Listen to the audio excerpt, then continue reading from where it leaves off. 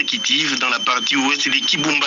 C'est dans le territoire de Nyiragongo en profondeur, dans la zone du parc national de Virunga. Pendant ce temps, le trafic routier reste coupé sur cet autre axe, affectant l'activité de certains transporteurs, notamment les taximens moto.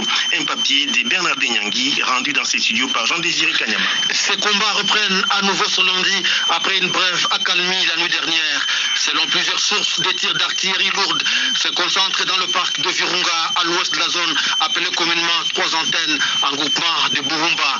Cette zone est le théâtre des affrontements depuis presque 4 jours consécutifs maintenant entre les forces armées congolaises et les groupes armés locaux contre les rebelles du M23 et leurs alliés qui tentent sans relâche de déborder par le parc pour attaquer la ville de Goma.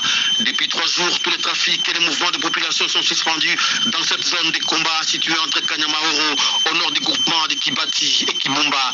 Du coup, les taximens moto qui avaient acheminé les clients à provenance de retour pour Goma ne peuvent plus retourner dans le territoire. Et les habitants de Goma et Nyiragongo qui ravitaillaient déjà en charbon de bois et autres produits vivriers sur cet axe sont bloqués. Pendant ce temps, nos sources parlent d'un mouvement de renfort que recevraient les rebelles du M23 dans Kibumba et Bouhumba et qui ne présage rien de bon sur la suite de cette guerre dans cette zone où les lignes ne bougent pas après autant de jours de violents combats.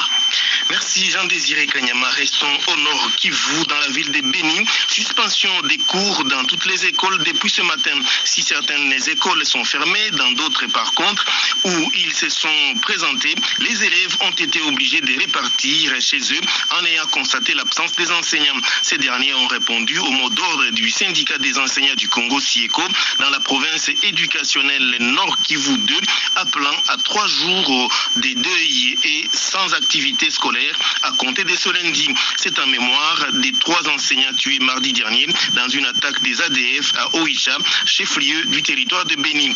Christophe Kanyambwe, représentant de cette structure, appelle les autorités à sécuriser la population de la région. Il est au micro de Sadiki Aboubakar.